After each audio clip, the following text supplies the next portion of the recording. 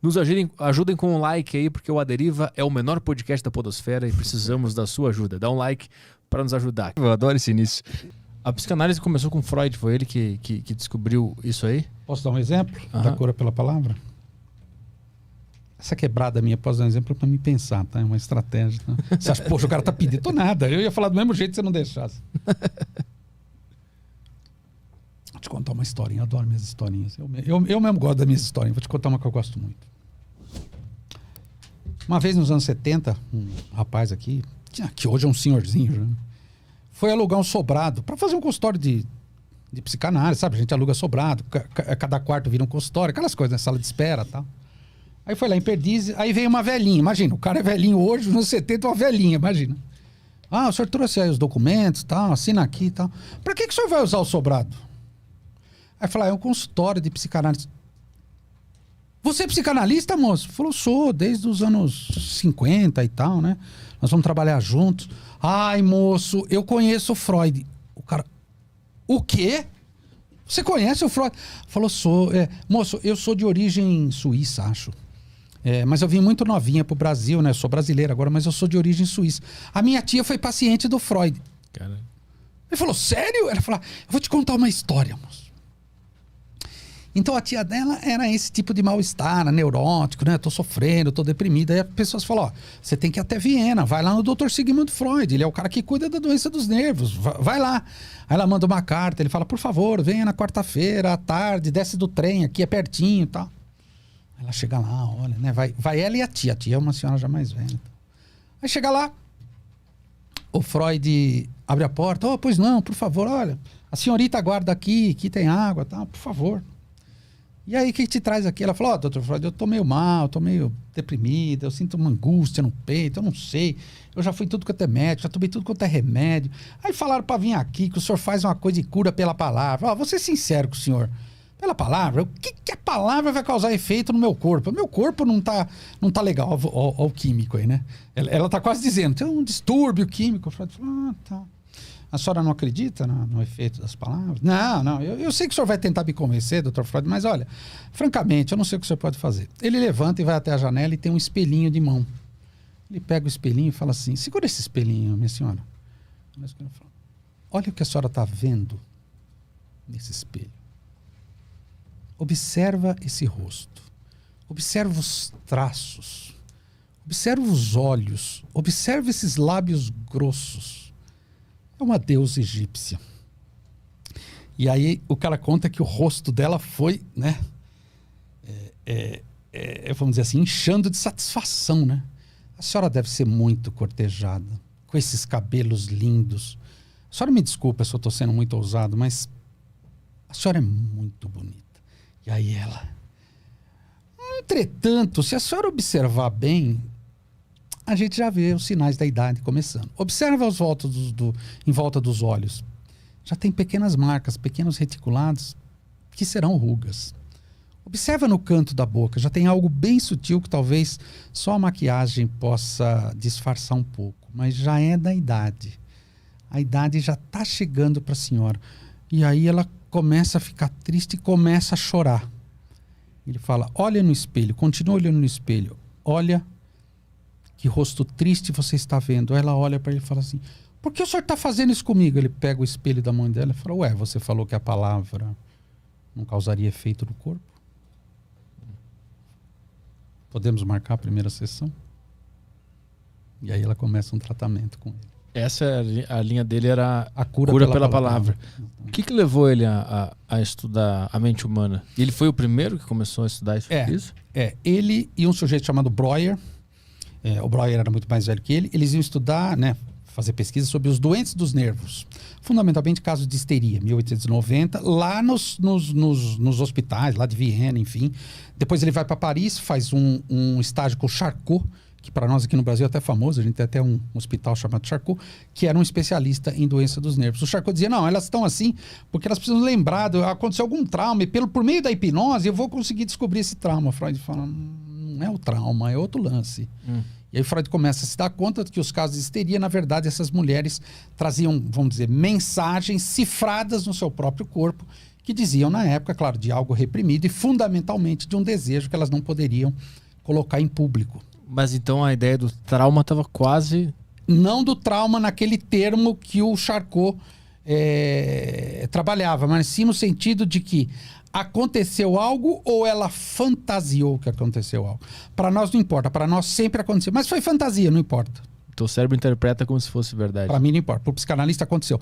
E o meu tio passou a mão nos meus seios. Para mim não importa se aconteceu ou não. Se aconteceu, tá errado. O cara não pode fazer isso, óbvio. Mas para o psicanalista, essa moça está falando algo dessa cena, diz algo dela, que é muito importante ela poder avançar nessa questão. Então, aí, o que o Freud descobre? Poxa, a histeria é a prova de que tem algo além para ser escutado. Aí um dia ele falando que nem um papagaio, uma moça virou para ele e falou assim: Dr. Freud, dá para o senhor parar de falar? Não, mas por que? O senhor fala demais, o senhor atrapalha meu fluxo de pensamentos. Então Freud talvez tenha sido o primeiro homem que falou: tá certo, vou me calar. Ele se calou e ouviu as mulheres. Daí que vem aquele papo de que psicanalista não fala.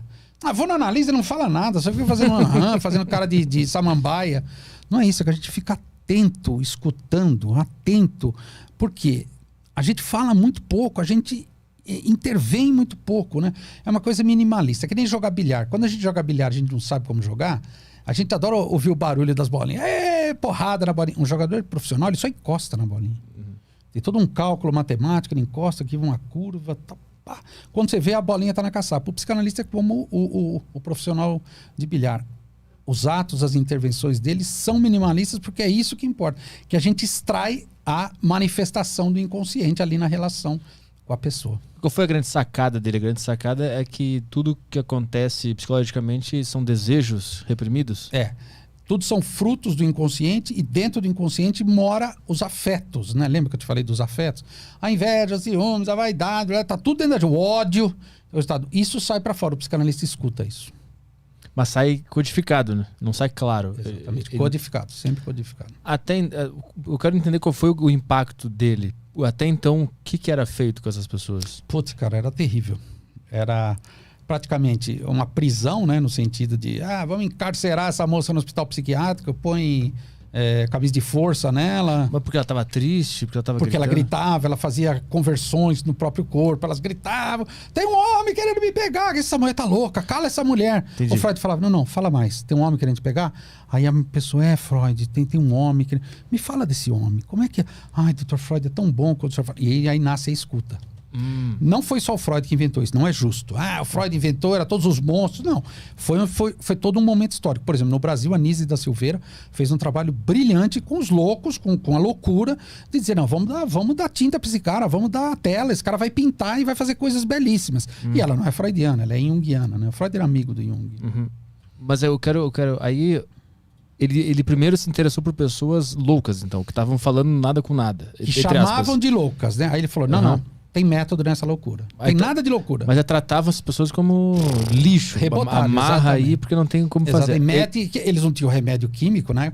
Era outro tipo de remédio. Dá banho frio, dá banho gelado, dá banho de farelo. Eles tinham. Ele começa a ouvir, escutar e interpretar. Pessoas. Isso. Escutar e dar direito dessas pessoas falarem. Elas vão ser respeitadas na sua fala. Sabe o negócio que o feminismo fala hoje, os movimentos identitários, o lugar de fala? O Freud foi o cara que deu lugar de fala para todo mundo.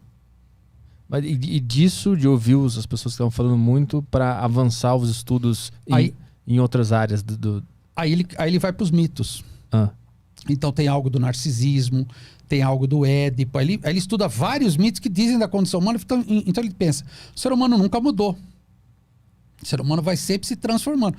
Então não foi ele que inventou a psicanálise, foi aquele momento histórico de 1890 que inventa a psicanálise. Ele só foi o representante. E ele morre em 39. E a psicanálise está diretamente ligada com os mitos gregos. Sem dúvida. Interessante. Sem dúvida. Interessante. Mas o que fez ele buscar nos mitos gregos? Porque era um cara extremamente culto, literatura. Freud é um gênio. Imagina um médico que estuda literatura. Você consegue imaginar hoje? Você vai no convênio e tem seu médico lá. Ele fala: o que você está sentindo, Petri? Toma isso. Freud não, Freud era um gênio, né? Mas assim, o quão certeiro eram esses mitos gregos? O que eles estavam nos falando? Ele percebia que tinha algo que se repetia. Freud fala: todo mundo fala de mãe? Aí ele começa a estudar, começa a pesquisar. Ele pesquisa, aqui a gente já falou Narciso, Édipo, Eros, Tânatos. Puta, Freud cita um monte. Cronos. que foi punido por querer comer a cabeça dos filhos, foi condenado a ficar num lugar onde o tempo não passa. Por isso que a gente fala de tempo cronológico. Então ele dá uma interpretação psicológica para esses mitos. O que esses caras estavam tirando? Ele usa os mitos como uma grande metáfora. Para dizer, isso aí é a condição humana. Então basicamente, esses mitos gregos eram seres humanos organizando seus pensamentos. E ele vai lá e interpreta esses pensamentos. E ele entende que aquelas figuras representavam coisas psicológicas. Isso. E aí ele pega isso e aplica esse conhecimento para as pessoas. Estruturalmente, exatamente. Pô, isso é humano, isso é da condição humana. Porque se esse mito saiu de um ser humano, então quer dizer alguma coisa sobre a psique daquele ser humano. Sim. Então, volta lá no que eu te falei alguns minutos atrás. Eu não consigo sair da posição de filho. Você só consegue sair do Édipo se você deixar de ser filho. Ou filha. Você não está preso no Édipo. Um Édipo eterno. Cronificado.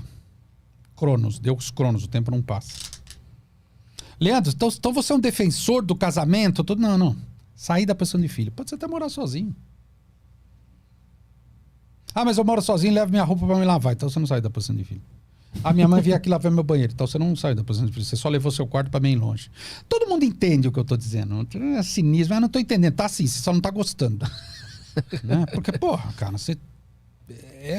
E outra coisa, os pais, eu sou pai também. Para mim, minha filha vai ser sempre um bebê ridículo. Ela tem 17 anos. Ai, meu bebê, ridículo. Porque o que eu quero mantendo ela como bebê? O tempo não passa. Não vou morrer. Medo da morte. Não vou morrer. Por isso que toda vez que um pai e uma mãe falam assim, as minhas meninas, eu sempre marco. A menina é aquela de 30 e a outra de 28. Tá, continua. Não, eu já lembrei.